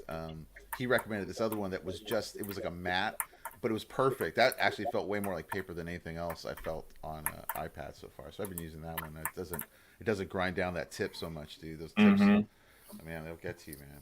Especially when you get going on. Cool, man. Yeah, and also, if you have an iPad, have you tried Canvas yet? Where you can plug it into your PC so it becomes an actual drawing tablet on your PC? Have you tried that yet? No. Oh, check that out. It's called Canvas, and you just need a lightning cable. Not lightning cable, the USB-C cable or whatever. You plug it right into your computer, and it brings up the whole computer on your tablet. Okay. Yeah, right on your iPad. And you're able to use Blender and everything else. I was using it for a couple different things. It was awesome, man. Yeah, so check that out too if you have an iPad. Yeah. So anyway, tips and tricks from the NFT Circus. I like that. Nifty, I saw your YouTube tutorials long before I even knew you had a stream and joined it. Like, oh, nice, man. Yeah. There's not a lot of resources out there on YouTube for wax, and a lot of them are outdated. Yeah. So you kind of mentioned earlier that you were going to add some more tutorials, man. I'm actually in the middle of one right now. So I have a packed one for Nifty blocks, and I did the first one for a very basic one, and then now I'm going to do one that's for like a rarity pack, so like how you set your rarities and the weighting and all that kind of stuff, and then I'll do a Blender one I think next week It's actually on my list for this week. And so, and then I'm going to get into some kind of more creation stuff because I did one on spinning coin, and it seemed like a lot of people used it. So I'll do another one. You know, I was looking at that box when we were looking at that box. I was like, oh, that's kind of a cool. That'd be a good thing because I think a lot of people could get use out of it as like a general thing to use. You know, instead of because there's a couple packages.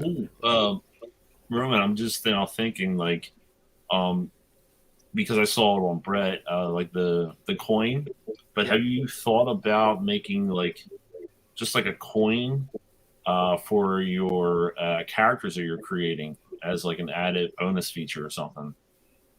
Are you talking? Yeah, like or Punctavian? Punctavian.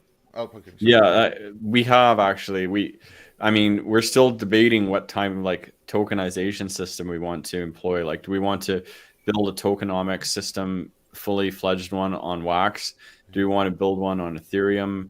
You know, or do we want to have one that's basically, you know, built into Nifty and just used, you know, for blending like Bret has said he does. So the other thing too is that on the Discord for interacting, we have a casino and we have a bot that has an economy built into it. And so what we were thinking of doing, and we have plans to do this, is to tie the Discord activity in with the token. So, you know, if you're in the casino and you're gambling, you can earn more tokens. If you're doing things like you shill for us on Twitter, if you use your Roman Punk as your profile picture, then you earn, you know, tokens for doing these things. Oh, like a mining thing? Not necessarily mining. Mining, but they can claim it, right? You know, they can claim the tokens for accomplishing all these things to help promote the project, and then they can use them in the casino to try and, you know, increase their earnings. But and then there's like a daily earning they can do, and they can also steal from other characters too and rob other Discord players. Like, it's a fun little, like, you know, you need to make a Minecraft skin, Roman skin. Yeah, we do. Yeah, you should do that, man. I wonder if you could do that. Yeah. Can you and guys then we sell can wear skins them in your stores, TC and Mello? Can you guys do that? Sell a skin in your store? Is that possible? You can make it. I don't see why not. Is it have to be a 3D or 2D? Like a 3D voxel kind of a skin? Or no, like what you're doing, your punky thing, because it's just little squares that you're coloring in. It's the same thing for a Minecraft skin. I believe it's a 2D thing, Punctavian. You could probably skin, you could make an NFT that people have to buy, and you send them a skin for Minecraft. Yeah. And then that goes on. Yeah, Punctavian. That's, you know, like you could have, you know, the people. You can have all your characters, everybody that has an NFT, and turn it into a Minecraft skin. I bet you that would just be your community would just go ballistic, especially if you have Minecrafters in there. Are you guys in Uplift, Punctavian? Yes, yeah. No, that's one of the things that was on our bucket list. We're the last thing we were doing was looking at M.O.R.B.S because M.O.R.B.S reached out to us and invited us to join their project. But we have to figure out, you know, how are we going to do that? Like, we're going to have to make some special 3D wearables or whatever. It'll take a lot of time, right? So we're you know, we've got a lot going on already, but set up a Minecraft. I like the Minecraft world Uplift because it's all about surviving, right? Yeah. And I think they're going to do this PvP or whatever you call it. Yep, they are. There is a Coliseum in Genesis that they're gonna make that, which you're talking about. So you're gonna be able to fight other characters. That's already in play. So something to think about. TC and I have already had a trident fight in there. So TC, what's the best like first point of contact if I want to get into Uplift and see what you got going on there? Like, where can you direct me to? Well, we can set you up. Just contact us, and we'll show you the way. Yeah, take you on a tour. Yeah, we'll take you on a tour. Just pick a day, and Mel and I can take you over and show you around. Perfect. I'll hook you up. We can even whitelist you into the game, and you can just walk around and see what it's all about. Nice. Yeah, I appreciate that. That'd be rad. Sick. Awesome, man. Awesome. Yeah, but the Minecraft skin thing, I would wear one of your punk outfits. Beauty. Yeah, it doesn't seem like it would be too much trouble if it's, kind of a 2D skin. It's not as onerous as it would be, to develop the voxel stuff on the sandbox. Yeah. I can't see why you can't. Yeah, I think you could do it actually pretty easily to set it up, because the 2D skins, I think it's just like a flattened out, like it's PSD totally or something, flattened out, whatever. right? So you can just, and since you guys were a voxel, I think it'd pixels and probably really quick, to kind of set It's it the up. same thing. That's why I thought it would work out. Yeah, can you imagine having every card that you have in your collection a skin? Yeah, that'd be sick. Yeah, Look into that. Yeah, for sure. Yeah. Just reach out to us. We'll help you out. Will do. Thanks, fellas. Yeah, man. And I would like to get you guys in Waxoween too. So Waxoween's happening on December 18th, and I'd like to have all you guys obviously in there as well. But yeah, Punctavian, I mean, maybe in the beginning of the year, I want to kind of do some kind of fun stuff with that space because they have some new things coming in where the avatars actually talk in animation now. So the way it's going to be looking in 2022 is going to be quite different. And maybe we could help build out a space just for you guys. That's just like a free space for people to walk in and communicate. And, yeah, for sure. And it's going to be plugged into Discord because they have a bot that's already working kind of, but it's really cool so that like if someone hops into the space, it gives an alert to Discord. So if people are on Discord, they go, oh, someone's in there, I can go hop in. So it creates more interactive kind of thing. Anyway. That's cool. But, so there's that. Let's do another quick giveaway real quick. I'm going to do one for... Did you say Waxoween? Waxmas. I was going to say something, but I didn't want to. Waxmas. I'm so sorry. TC didn't want to be that guy. He didn't. I didn't want to wreck you. Sorry, brother. Yeah, I was wrecked right there. Yeah, it's December 18th. It's Waxmas. I'm building the space right now. I should have it up probably in the next week or so. So basically, it's an outdoor VR outdoorish feeling kind of art gallery. You can use a desktop, mobile, or VR headset and walk around. And there's links, and you can just go buy directly inside. And if you find somebody in there, you can chat it up, and you can do the whole thing. So. But anyway, so let me do a quick giveaway here. This is going to be for a JRG track. George, I mean. So let's see where I put my game. There it is. There's the tool. Let's see who's going to win that one. So here we go. And the winner is going to be Papu Nation wins again. Double winner. Respin. So he wins twice now. They're going to give him a new spin. We'll let him win twice. You can win twice. It's okay. So Papu Nation, you won 2 tonight. So that was really good. Get in touch with us. Actually over on Twitter. You can go at M.O.R.B.S 15. I dropped the skin link in the private chat there. Oh, cool. All right, cool. So you can click it, and it'll take you to where you make an actual Minecraft skin. Whoa. Hang on here. Wait, where is that? Right there. Oh, I see it. Oh, cool. Oh, snap. Mel about to have his own skin. What? Get out. Here we go. Snap. So there you go, guys. If you want to build a skin of Minecraft, there's the link. But this would be You great. just sent me down a rabbit hole. I know. Hey, I'm Mello, like what are talking you to doing you, at 5 o'clock playing this on morning? Minecraft and drawing. Now I gotta build a skin. I ain't sleeping tonight. That's so cool, though, man. Yeah, that's great. That's great to know that you can do that. That'd be really and it's cool. free, and it can be imported into your Minecraft. Nice. Yeah, get in there and get your uplift looking skins. That's super cool. All right, awesome. And so, what else did we have here? I had Mello. Do you have anything else that you wanted to talk about, by any chance? You're good. Well, not about that. I was, but it's about what I talked to you about earlier. But we'll say that for next week. Are you sure? Oh, come on! If you want to drop it, all right. So let's do go ahead, drop it. I'll let you know. Drop it like it's hot.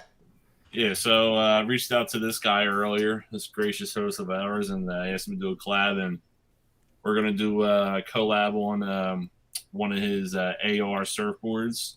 Yeah. Oh, nice. So that's what it looks like. That's So awesome. okay, so this is the one I'm going to be Wow. dropping them this Friday. Is going to be the first one, and this is the Miggy Crypto model. So Miggy Crypto did a wax gang card with me a while back, and so it's going to be. This is what the AR looks like, and the VR. Let me find the VR. Where is it at? Here we go. This is what the actual piece will look like. It's actually like a moving That little looks ocean. so out that's there. vicious, bro. And so Vicious. I'm going to be releasing these actually both on Wax and also on Solana at the same time. So there's going to be 10 mints available on Solana, 10 mints available on Wax. The difference is the Solana one has a Solana logo and it's green on top. This one is black on top. It's for Wax. It has an AR built into it. There's a little QR code. You just scan it with your phone. In fact, I'll bring that back up. I'll bring up the other one so you can see it. So if you're watching, scan that QR code with your phone, and you'll be able to experience the AR. Actually, let me pop that back over. That's cool. Yeah. So I'm going to be doing one of these with Mello. So what I was thinking was that I can do all the setup over here, and I was thinking, Mello, why don't you, since you are a surfer, and I know you love your surfer graphics, why don't you just make a kick-ass board, and we'll just make this a collab, and so that's what I think we're doing. So I'm curious to see what he comes up with. I'm going to send him over the template. You'll have that done in an hour. Yeah, I'm already halfway done. I'm already halfway done. Oh, that's so cool, man. Yeah, I'll send you over the template here right after the show, so you can just pop it in that template, and then we'll get it Awesome. rolling, man. And we'll release it next week. Maybe we'll release it during the show, and, Cool. We'll do something like that. So super cool. Yeah, it's part of the my Soul Surfers. So these are the Soul Surfers. They're over on Solana right now, over at the FTX .us marketplace, selling for Solana. There is I think I got about 40 of them up already, and they all are unique one-of-one avatars. I'll play the see if you can see the thing here. But basically, they're going to be cross-chain. My whole thing with them was basically I wanted it to be, and they're also AR as well. I wanted it to basically be able to use any chain. So if you're on Solana, you get one of these, write to me. I will send you a SurfWax token. That SurfWax token will get you airdrops on Wax. And so if you're also a Wax holder, you want to get on Solana, I'm going to kind of try to do the same thing. I found a tool that kind of does what Bounty Blocks does, but I haven't tried it yet, so I want to test it first. But if that's the case, there'll be airdrops on Solana as well.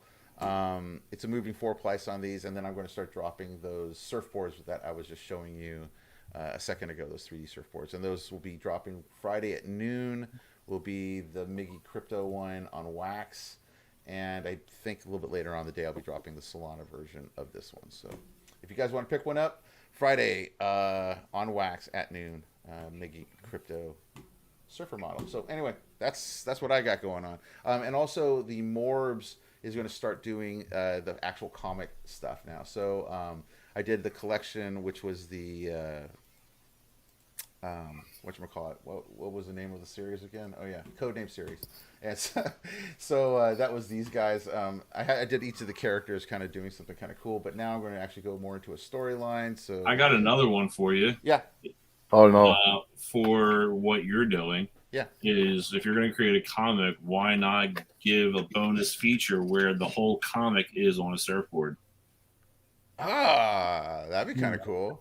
I could maybe do a Soul Surfer comic book. That'd be kind of interesting. Yeah, because I've been wanting to do some stuff with AR. So I had made a gallery a long time ago that I just never put out. But it's a circular gallery that moves around so that you can, like, it moves slowly so you can see the whole story as it moves around you. And so I was thinking about doing kind of like a living AR comic book of some sort. That might be kind of a cool way to kind of do that. I'll you put the comic on the board itself, like kind of like how you just did for Miggy. Yeah. You know, 101 or something like that, or like whatever. Yeah.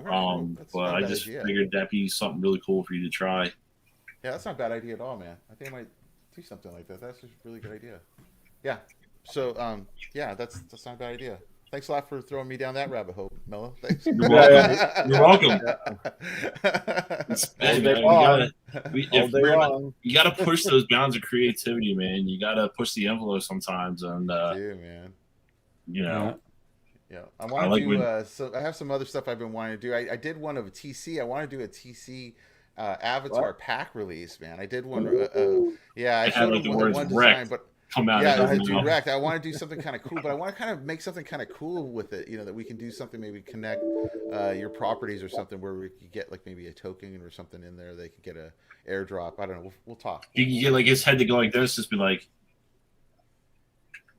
and then just wrecked. Wrecked. That she's good. So maybe we'll do that. We'll do the wreck token. That'd be good. I like that. Man.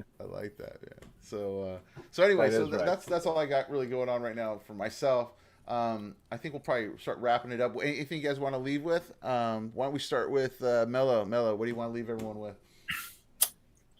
If you're not in Uplift, get on Uplift. Yep. There you go. What he said. Get on that. I'm telling you. Yep. Super easy and so much fun. And it's a great way to, host your artwork, have absolutely. a gallery of your own, like TC and I have. It's a great way to showcase what you got, and, if you're. And you make epileptium while you're in there. Yeah, there's an economy. When are you guys going to make your portal map, man? I'm telling you, you guys got to make a portal map NFT and sell that thing, because I would buy it in a second, dude. So if you haven't seen our other episodes, TC and Mello have built these places in Uplift that are just portals to everywhere else in Uplift, so you don't have to go travel endlessly to try to find someplace. You could just end up someplace. I would love to see you guys like write down like everyone that's around the portal entrance of wherever it shows up, so we're like, oh, these are the collections, and then just put that as an NFT. I would use that. That's a great utility, dude. I would use that all the time, man. It reminds me of like those old like maps you'd find in like Nintendo Power magazine. That's how far back I'm going. Like the old Zelda. Right. Yeah. Here you go, awesome. Nifty. I'm gonna put this in the chat here. Go ahead and check this out. This is a plot that I did on my birthday last weekend. Yeah, it's crazy. And I just finished putting in the garden yesterday. Oh wow, man! But like these are like the graphics with like the shaders and resource packs that I have. It's incredible. The leads actually move. Oh, that's awesome, man. And like it was crazy was this whole thing was just water. Like it took me forever to drain all the water out, build this up. I'm noticing that now. Oh, it was totally water. Wow. Yeah. Oh, that must have taken forever, dude. And like, no flying. Yeah, no flying. That because really this is survival, sucked. right? This is this is survival. Right? So you got to fight off all the zombies as you're building. Oh my god! How did you do it, man? And you have to mine all the material, so you don't just right click and you got a stone. You got to actually go, break blocks and craft, and it's really intense. Damn, Mello. Like, I don't know how you guys do it, man. And it's in survival on top of it. I can't even start, man. That's awesome. It's Mello and I are hooked. That's cool. Are you guys liking survival a lot more now? My god. Hell yeah. I mean, we still do, creative, like on Genesis. We're currently working on a job right now. It's 3 plots, and I, for a buddy of ours, he was actually a client who became our friend. Nice. He goes by Royal Dex. He's literally has me using every single block, and it's like all these crazy. Just imagine like a camouflage pattern. Like he has me using every single block, and then making these patterns, and then like I'm creating multiple floors, and I'm just tell you right now, like I got carpal tunnel. It's like, and then trying to come up with a pattern and like the colors, not trying to like have all the colors like be matching up. It takes a long ass time on that. And but like the only good thing about that is I can fly. I can move around. It would for like the first 2 days. I totally forgot about flying. So like I had to walk and like run up and like lay all these blocks and then like I double jumped to hop up and I was like, wait a minute, I'm flying. I was like, shit, I'm in creative mode. And then it was just like but it's insane to see the scope of the builds that people are coming out with lately. Oh my god, the one that just came out, was it the mall gallery that? Oh yeah, unbelievable. Where's that in Genesis, or is that? Oh, you got it. It's a Star Wars theme. Yeah, nice. It'll just blow your mind. Nice. He did such an incredible job. He's got the X-wing. He's got Boba Fett's slave ship, and then he's got Darth Vader's. I forget the one where it's like the wings just like fold up and stands up. TIE fighter. Yeah, he puts all that out of blocks. He literally has like it's sitting on. He built them all and has them sitting on top of the roof. I mean, just the. And it's on a 50 by 50 plot, which is like the smallest plot you can get. Yeah, exactly. He dug it straight to the bottom of the ground and was working on it for like 2 months. And we got to see it. What, he was like 3 weeks in. Yeah. And I was like, oh my god. And then since then, he's like sending us pictures and he's like, oh, check this out. And then we went on the 22nd, so like 2 days ago. Yeah. We went for the grand opening, and before everyone got to go in, and oh my god, it was amazing. It's just incredible, absolutely incredible. It blew me away. See, that's awesome, man. That's so cool, man. Yeah, we have to do another walkthrough soon with some of your new stuff that you guys are doing. Maybe we could share one of your screens, because I don't know if I'm in all the worlds you're at, but let's do that for sure, man. We're on all of them. Yeah, we're on all the Survivor maps now. We're on all the Survivor. We have portals on all of them. Cool, man. Cool. Yeah. So, Punctavian, what do you want to leave us with, man? Yeah. Oh, I just want to leave you all with the fact that I've got to get my ass on Uplift now. Doing my research over here in the background, zoning out. But as far as Roman Punks go, follow us on Twitch TV/Roman Punks. Every Tuesday, Thursday, and Saturday at 4 p.m. Eastern time, we're running a stream, and we're also inviting other projects in for interviews. Nice. So if you want to join up with us and talk about your project on our project, then hit us up, and we'd love to have all y'all over. That'd be awesome, man. I'd be totally for sure. I'd go. Yep. Yeah, man. And then Bret, what do you have to leave us with, my friend? Well, project-wise, just be on the lookout for some more drops, some one-on-one sketch covers. The big issue 3 will be coming out end of the year. And also, I'm going to keep promoting those Twitter spaces. Let's get that word out there for Wax. Spread the good word, because, the more people that are in this, I think the better it's going to be, and it's going to help all of us. So just if you have the I guess cojones, I don't know, to do a Twitter space and get on there and talk, I mean, just do it, right? I mean, and it's pretty anonymous too. You don't have to see my ugly mug. So Brett, I think we gotta do this, guys. We should do one then. I got the minerals. Yeah. Nice. Yeah. But I mean, you can follow me on Twitter, Discord, and etc. Awesome, man. Yeah, I second what Bret said. Get some Twitter spaces going, guys. Get out there. Get the word out on Wax. There's going to be a lot more people entering the space, I think, in the next 6 months, dude. And if they're coming from OpenSea, they're used to prices that are in the hundreds, So, like Bret had brought up before, don't short sell ourselves either at the same time. I think we have to kind of use those spaces to kind of start communicating with each other, especially the projects that have been around for a little while, to be like, hey, what's a good strategy here for all of us to kind of make sure that this pops the right way so everyone does well in the space. The Wax community is so strong. I mean, it is. 2 days ago, I put a comment out on Twitter because of me spending months trying to get whitelisted on Atomic. Ein was like the first person to reply to that. Yeah. And then I talked to like 2 other people, and I woke up the next morning. I had like 17 messages on my Twitter, and then reached out to Juan, the owner, and then within like 4 hours, I was waitlisted. I love it. I was like, so glad that happened too, man. I love it. The whitelisting thing, we got to figure that out, with Atomic, man. I don't know what's going on, Hire more people. Stop dealing with 5 people. They're just and then you have a project like the one that just rugged everybody. That was like, like whitelisted and pushed, and all of a sudden it rugs everyone. Then you have someone like Mello who's Everyone knows Mello. Mello's been around for a while. We know. Same with Crackers. It's like everyone knows Crackers. And they're having a hard time getting whitelisted. So. Yeah, that just floored me. I didn't understand that. Oh, he's not whitelisted? No, he was having oh my God, really? Denied. Yeah. Rejection letter and everything. Yeah. He got a rejection letter? I think it's they're really just they're wanting. I don't know what they're wanting, to be quite They honest.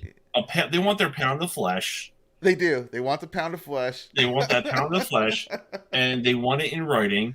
Yeah. And they want like 7 different shades of it. Like it's frustrating as hell.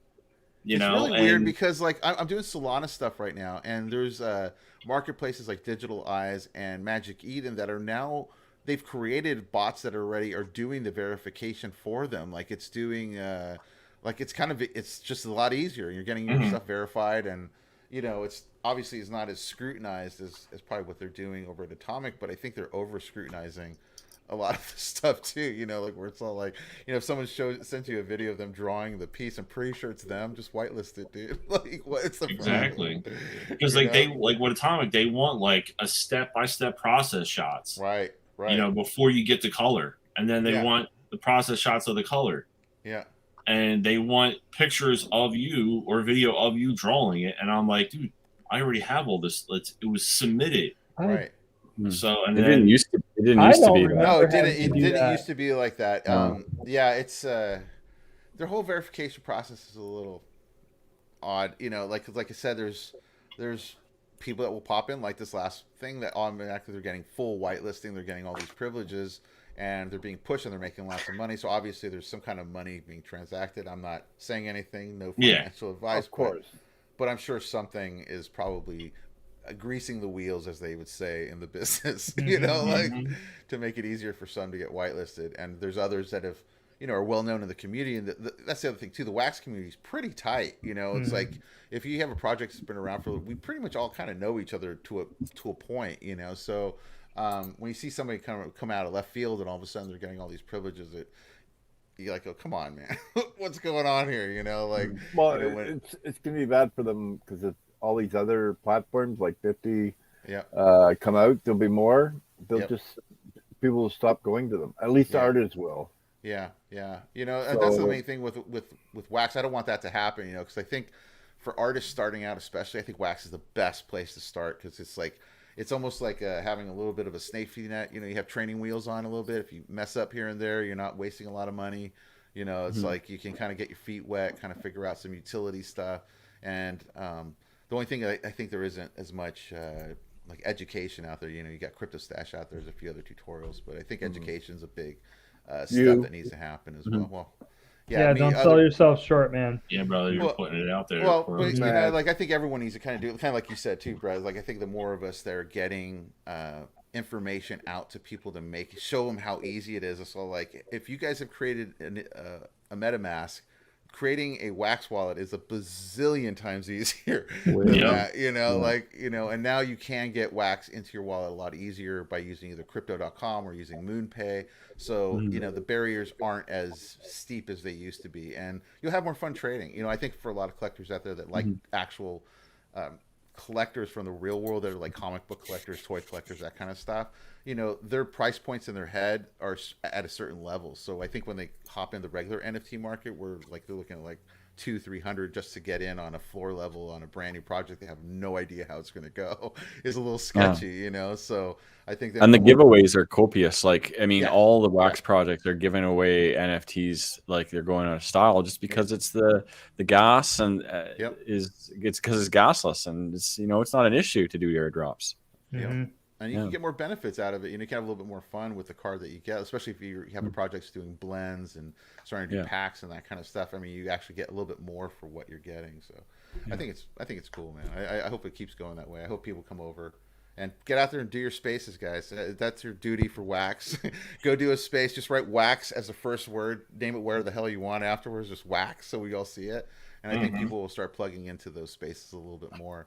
And more people that come over to wax, the more collectors we all have and buyers. So get out there and do it, guys. That'd be good. Absolutely. That's our homework.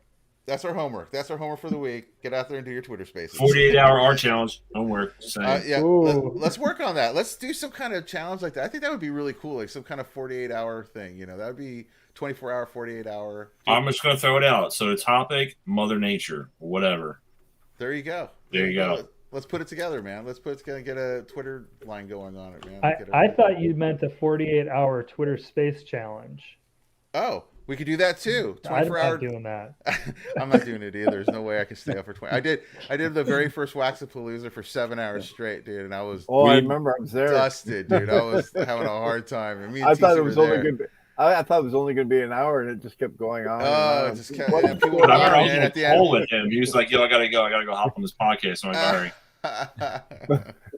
I'm like, "Hey, how are you?" He's like, "I'm still on." I'm like, "Yeah, 3 hours will be the max from here on out. That'll be the max. We'll go." You know. So anyway, so that was another week, guys. So we'll be back on Friday. We have some more people. I think Miggy Crypto's coming on Friday, and I think Crackers told me Avatar Folk Avatar. One of the Avatar Folk.